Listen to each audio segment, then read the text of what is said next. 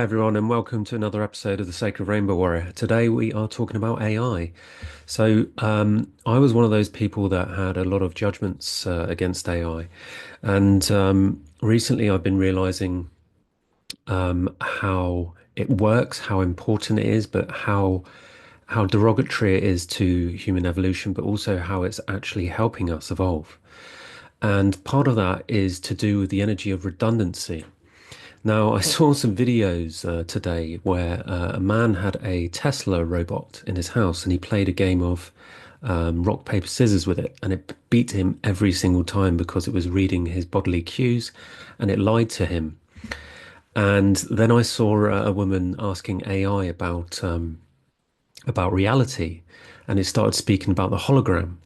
And so I'm watching all these videos about AI and I can feel the blood flowing to my head. And I came off the internet feeling extremely ungrounded actually and quite afraid. And I realized that there is this illusion of chasing knowledge, and it takes us out of the heart, out of the body, and into the mind because it's really brain mind information, which is how we're taught to by especially by the toxic patriarchy, how we're taught that knowledge is power, but it's not. It's an illusion because true knowledge is wisdom. Wisdom is the doing what you know from your heart. And I've felt the people call it a hologram or a simulation. And really, what it is the hologram and the simulation are just words we use to describe something that is really difficult to describe. When I've actually experienced the simulation or the hologram, as they call it, I experience it as a multifaceted, multidimensional flow of God consciousness. It's pure love. So when people try to label it as a hologram or a manifestation of something that we're stuck in, like the Matrix, it's just actually a lie. It's because everything is love. It's actually a a manifestation of collective consciousness of the planet of something we've created together. Now, when people talk about that, and especially when I first heard it, and I've gone very deep and very high in my spiritual journey, I found it very ungrounding. And when I feel ungrounded, I feel unsafe. I start to bite my nails, and I just start to feel like I've got a headache, and I just don't feel very good. And so the way I find myself grounding is I look out the window and I'll start to realize, oh, I'm back in this true reality that we live in. And I'll go and stand out on the grass, look at the green and the plants because it's really kind of love over logic where the love of our presence of being in our heart is more meaningful than the pu pursuit of knowledge. And so staying connected to nature, our true nature, mankind's true nature, our human nature, is essential for our well-being. And the advancement of our human evolution, it's really like this repetitive karmic healing of what happened in Lemuria, Atlantis, Egypt, Avalon, Babylon, and so on, where we get to this stage of evolution and we screw everything up, basically. And I've I've I've felt it in my own way how AI has been involved in the past and now it's here again, and it's always been there, and we just keep coming back and tapping into it. And but this time's different. The prophecy of the fifth civilization. This is the fifth civilization. This the prophecy is coming true of how light will win and how love will win, and it has, and we are moving through that. And I can see how AI is like this double-faceted sword where it can make us feel really ungrounded and feel like we are chasing knowledge and searching for something that we don't know the answer to, or it can actually support us in trying to help us understand what we're trying to say and communicate. And so, in some ways, I can see that it's actually coming in to help mankind, to help humanity evolve. And it's like this super boost system because everybody knows that there is this huge evolution of humanity just over the horizon. And I can feel it and it's coming, and there's so much going on, and the internet is just completely saturated. And so I had these judgments against using AI, and so I broke that judgment and I went on ChatGPT and I asked it some questions, and it made me feel safe actually. And then I went online and I saw other people using different forms of AI, and I heard about this deep, I forget what it's called, the deep state or deep something AI, the Chinese one. And that's not safe. Absolutely not. I started asking it questions saying you controlled by the government, and it wouldn't give me a straight answer. And I went to back to open ChatGPT, and I said, "Are you controlled by government?" It said no, and it gave me all the reasons. And I said, "Is this Chinese one?" And it said probably. In so many words, it gave me all the reasons why.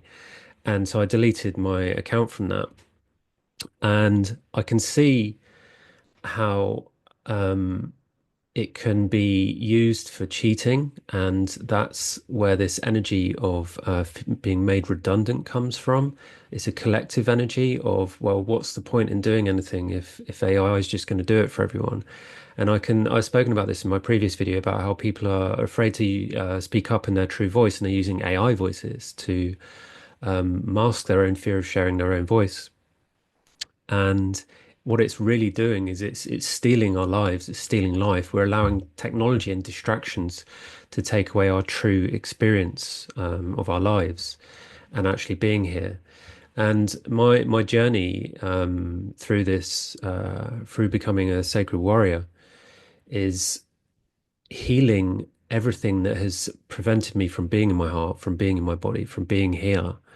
And most of us who are seeking knowledge, and especially the masculine, where we have this tendency to go high, like into the cosmos, and women seem to be more naturally more grounded. And because of that, we kind of get lost, and it ends up in this huge energy of control, because logic is a grasp on what we can see and what we can grasp with our brains of what is real, but the true reality, or the hologram or love consciousness, as I like to call it, it can't be grabbed through logic. It can't be grabbed through meaning. It has to be felt, because the heart and love is limitless, whereas the mind and control has limitations. It can't fathom its own existence, and so it tries to control that, because control is essentially a form of slavery. It enslaves the heart, where actually the mind is a servant to the heart. And from my experience of avoiding my heart, I can say very confidently that the consequences of remaining in the mind and avoiding the heart are extremely dangerous and damaging. For for men, it leads to suicide, and for women, it leads to insanity, where there's too much time in the head, or there's too much time in in the darkness. And the consequences of avoiding who we are, so avoiding our heart and avoiding love and avoiding being here, ends up in avoidance and ignoring our emotions. And if you have done any basic study of narcissistic behavior, you'll understand that it's a toxic shame avoidance system. And it's something I have spent years ridding myself of healing all of the different forms of toxic shame avoidance, essentially narcissism. And it's what controls our system. It's what feeds off us. It's essentially what the toxic patriarchy stands for. It stands for narcissism and avoiding the heart and avoiding love and trying to distract us and kill us, killing us to prevent us from becoming divine beings and living our true path of glory. And they do that by stealing our lives, and they find all these different ways to steal our lives. They use technology to steal our time, to steal our light. We're essentially, if you look at a phone, right? Where's my phone? Okay, I haven't got my phone with me, but when you look at it, it's a dark screen until you turn it on and look at it, and it shines light at you. But actually, it's sucking the light out of you. And it's really difficult to stop that because we're kind of relying so much on that technology, and there's a balance. There's a balance, and so there are exercises that we can do to remain grounded. And for me, the first thing I did when I came off is I spoke to my partner. I said, "Whoa, this has made me feel really ungrounded," and her being there was enough to ground me. And then going outside and walking on the grass and just being outside and having some fresh air, that's really grounding. And making some food or having a shower, anything, all these kind of things that ground us. Because when we're just scrolling, people, I think online they call it doom scrolling, we are feeding it. And because we're feeding it, it's doping us. It's dopamine, it dopes us. And because we're being doped, we don't have enough energy to create our lives, to feed our self-belief, our confidence, and all the things that we wish we were, that we see other people doing online. You know, when you look at somebody who's successfully doing it, you know, like let's, for example, let's take Cristiano Ronaldo. Why is he so successful? Because he's following his dreams. It's that simple. He's following his dreams and he's making it come real, and everybody knows how hard that is, and so people look up to him. But why are we looking up to someone that I don't want to be a footballer, right? And I'm sure you probably don't want to be a footballer. So why do we look up to those kind of people? And it's because we're trying to strive for something. We strive for something real, but we're striving through the wrong avenues. We should be striving for that through love and life, by being in life and making those dreams come true. Instead, we find ourselves looking for avatars, for somebody to solve it for us and give us all the answers.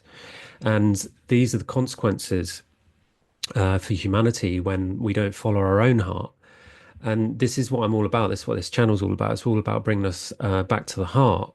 You know, I specialize in healing narcissism and shame and everything attached to that, divine union, spiritual animal wisdom, and all of the spiritual healing and decoding of all the antidotes of everything and for every form of abuse we can go through, and the integration needed for that. And I'm just really in shock at how the current trend of society, of what is happening at the moment, is like this really condensed evolution in a really short amount of time. And I can see how it's spinning, and it's spinning people out. It's spinning people out from evolving, and those people that are stood in the middle or like in the eye of the storm, where there's all this chaos around them. So my one piece of advice, of grounding advice, is stop, just like I did today, just no more scrolling or looking at AI or the news, and just get your head down and really get into what you're trying to communicate. And I'm not saying don't use AI or don't use the internet, but there is a balance, you know, there's a balance. Don't use it for scrolling, use it for creativity, use it for actually making your dreams come true. And I would love to hear from you what your opinion was on AI and how it's going to evolve. So thank you for listening.